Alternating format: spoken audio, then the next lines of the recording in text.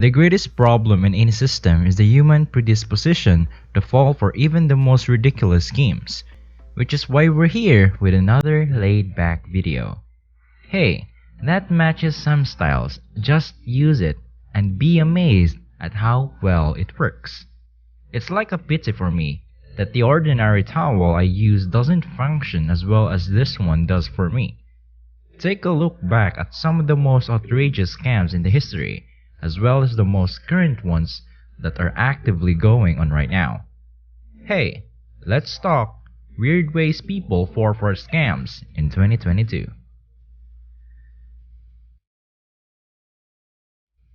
The 10th position. Charles Ponzi, known as the father of schemes, is credited with developing the Ponzi scheme, the most widely used kind of investment fraud in history. Investors begged for their money back because he was paying investor AB with money investor from B. And if you run this scheme long enough, people will keep giving you money. But if you don't run this scheme long enough, people will stop giving you money. Angola's economy was destabilized by the counterfeiter who got an authorized printer of the Portuguese currency to manufacture a special batch of cash for him under the guise of rebuilding the economy, according to this ingenious narrative in our film.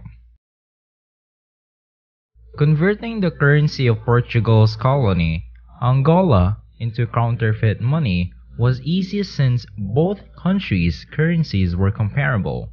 Albus fabricated a letter from the Bank of Portugal's governor approving this transaction, and the swindle started to launder the money effectively.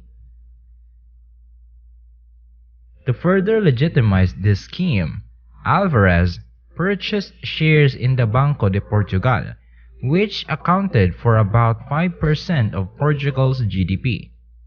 People only realized what was going on because Alvarez's bank was doing so well in comparison to the other banks around it. The 8th. William Thompson, the first con artist. Confidence man is a phrase introduced by the New York Herald in 1949 to announce the arrest of William Thompson, a social engineer who utilized his social engineering abilities to swindle his victims out of money. In order to avoid the awkwardness of forgetting someone, people have went along with it. Once William gained their trust, he would ask a simple question. Do you have confidence in me to trust me with your watch till tomorrow? New York in the 80s was a different time period. For months on end, William was caught stealing watches until he was caught by chance. The 7th. How to sell the Eiffel Tower while it was being built by Victor Lustig. Victor Lust, a long-time con artist, came up with an idea of selling the Eiffel Tower to a group of scrap dealers who were convinced the city had decided to demolish the tower, which was the tallest man-made structure in the world at the time of its completion in 1889, and he invited the scrap dealers to a secret meeting to sell the tower. Even so, he returned to Paris and sold the Eiffel Tower to another group of scrap dealers.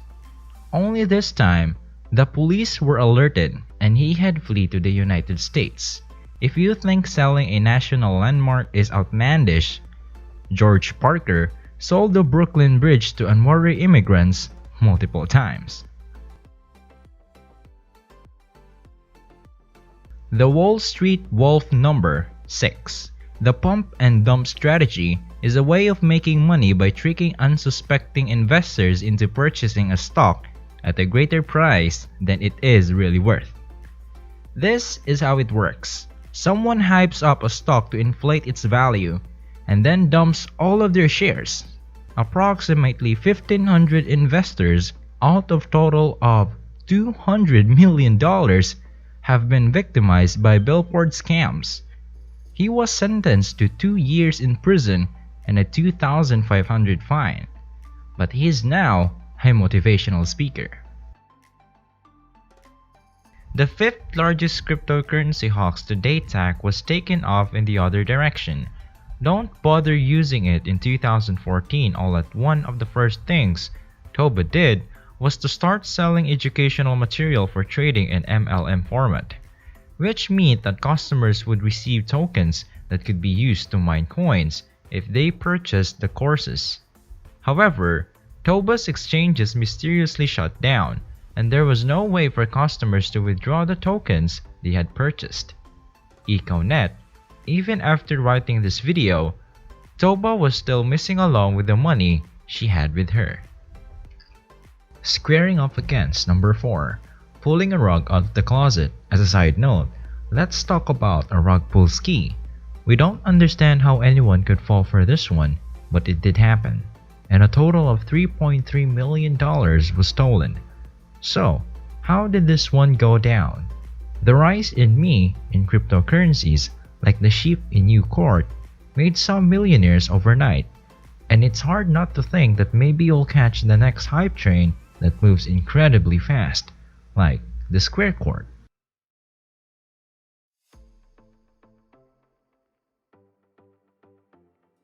Third in command, Grandpa, a rug pull with a club. You should do your research before investing in an FT, since people claim that IFTs are frauds, and they're right to like 80% of the time. For every real successful project, there is like 100 attempting to imitate and steal the public. An investigation found that the creator of Big Daddy AB Club had just taken the coins from the salon on the blockchain, and that there were no NFT people using them to pay for appointments. A total of 9,136 SOL was spent, or around $1.3 million at the time. There are far too many rug pulls in crypto field, and unless people are better informed, money will be lost. Number 2. Pyrotechnic event. It was dubbed the greatest party that never happened, and Kendall Jenner and Bella Hadid were among the many Instagram celebrities who promoted that event without disclosing that they had been paid to do so. The festival was put together by Ja Rule and Billy McFarland to promote a music booking app, but they were hit hard when they realized that they were trying to do with the budget. Number 1. Bernie was the largest winner in the history of Ponzi scam. The list of frauds would be incomplete without a crowning achievement. In the end, Bernie was crowned the king of Red Ball. Money was laundered from thousands of investors over a period of 17 years by Ernie, a Wall Street money manager who ran the largest Ponzi scheme in history. Ernie used a single bank account to deposit funds from new investors and to reimburse people seeking to withdraw their money. Ernie's profits weren't particularly impressive, but he had a solid Wall Street reputation and was able to pay out investors when the market crashed in 2008.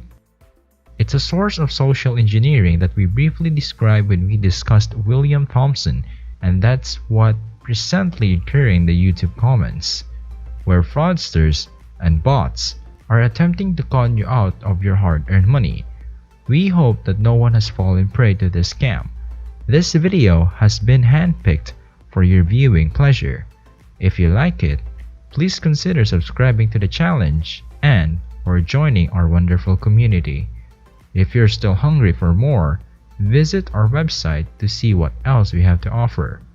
We hope to see you again tomorrow. Peace.